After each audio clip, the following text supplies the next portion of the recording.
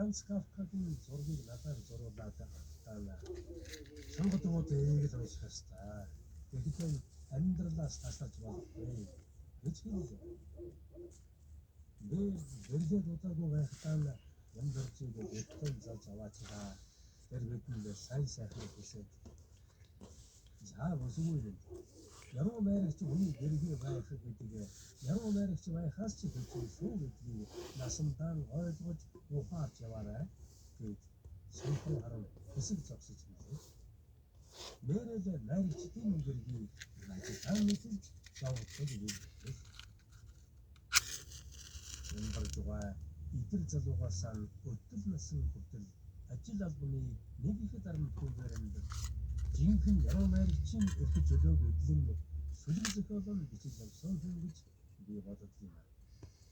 Ямар нэгэн албан тушаа нэр төрийн хоньёос нэлж алхам яваа гэх.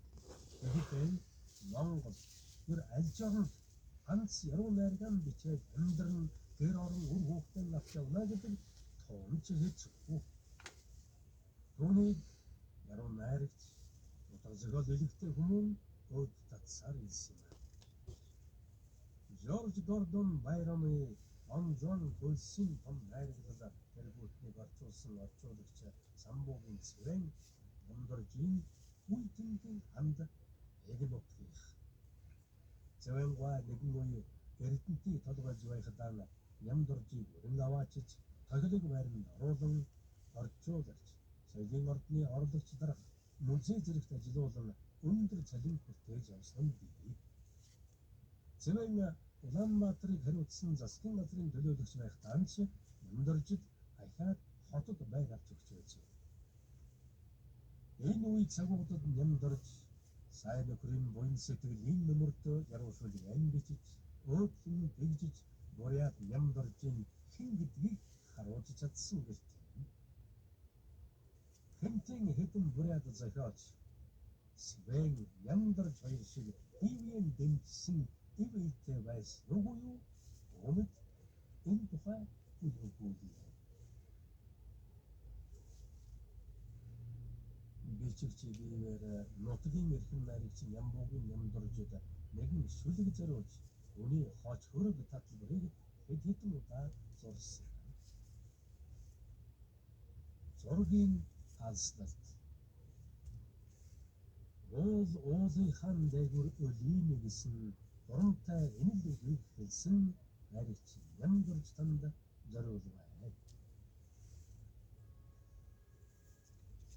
Гэртээ багнаас 9 настай бяцхан зураач Тэнгэрийн хаяа холын уулс хоёрыг адилхан сэнхрээр бодно. Тэнэг хүн ухаант хүн хоёрыг адилхан сайнаар бодно. Холын цэнхэр уулс ойртохын цагт хүрэн ноон өнгөтэй гэдгийг мэддэггүй байв. Холдоонч цэнхэр ойртоонч цэнхэр гэж боддог байв.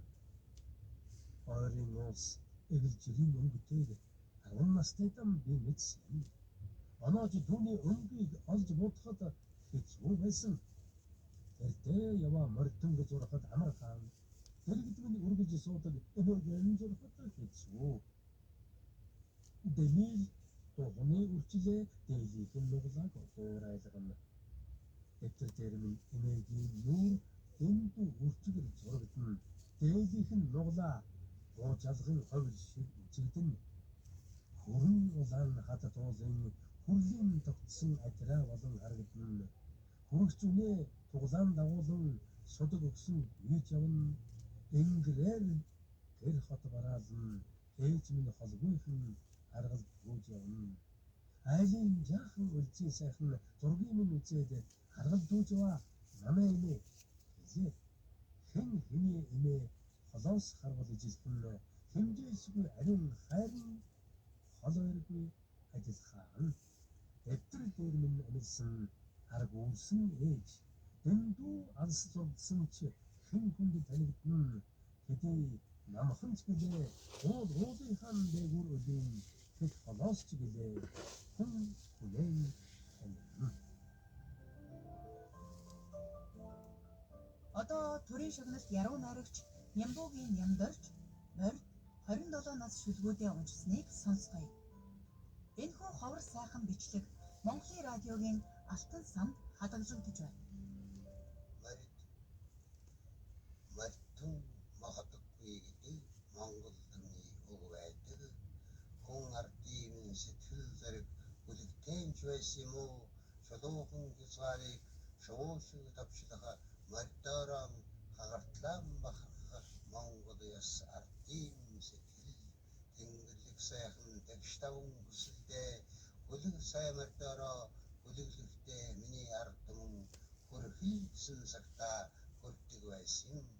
Хартнаан бид моророо кош хартнаан бид моророо дарш аюулаас бидэн моророн гарч амиан бидэн моророн аварч хайр сэтгэлээ морин дээр тээж халуун үтгэлээ морин дээр нээж бэрүүлгтаач моророо бүрсөөсөн бидэн чи мартуурсаа нааданда морорл дуудаж найранда мороо дуудаж жаргалын Монголд биднийг хүргэсэн жанжмаа ичсэн мартаа явсан хүн ард маань хизээнээс бүлэг сайн мартаараа хүсээ хөдлийн жигүүрлэж сэтгэл мэт уужим сэлүүхэн далмагтаараа сэвшээ татуулан явахтаа сэтгэлийн нэгэн жаргалан мэдлэг байсан.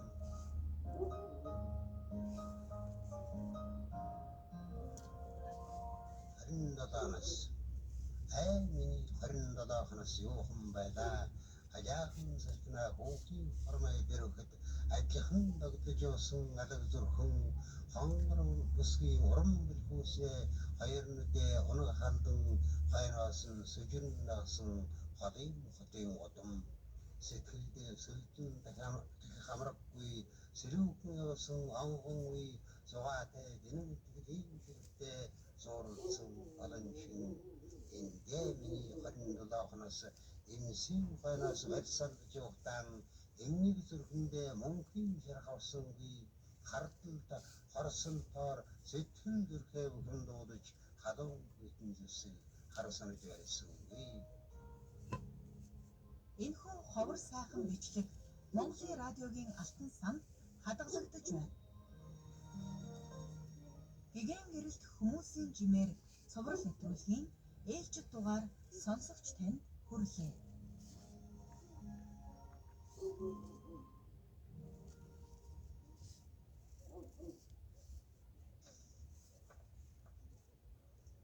Төрөөршин шаналт ардын жүжигчин мөрдөр жинсхол миний аз жаргалын үлгээ уран сэтгэмж дэвшгэлнэ. Ээжрүүлсэн гэж.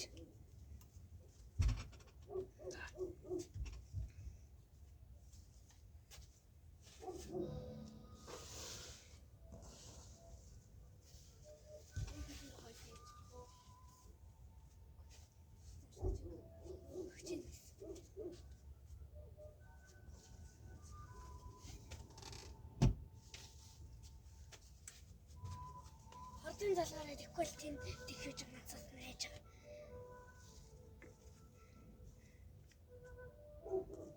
Яг тэр юу гэж юм бэ?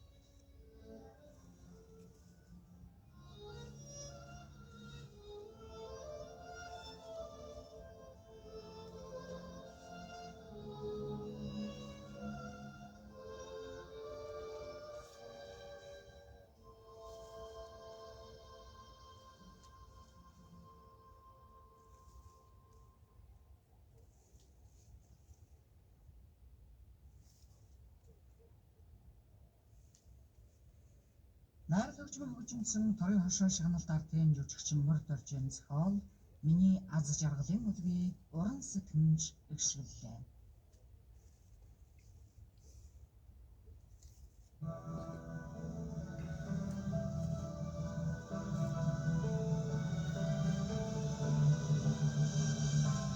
Монгол нэрийг Монгол хүнлэг өргө.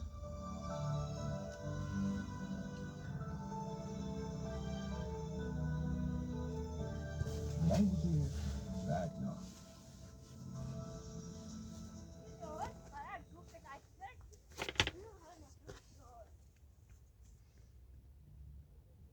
Ахын үлмэн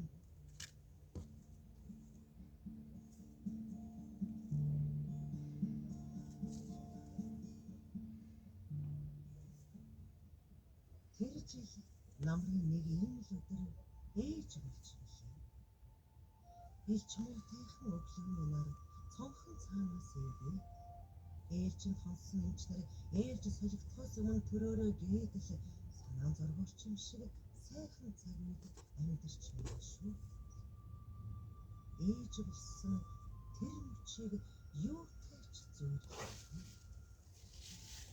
Хэрхэн өчид ээжигээ хачин хийсэн ч хажууд минь байсан бол хамгийн чангаар хайртай гэж хэлээд тэрч ойлмаар ямар хайраар эвлүүлж өснөө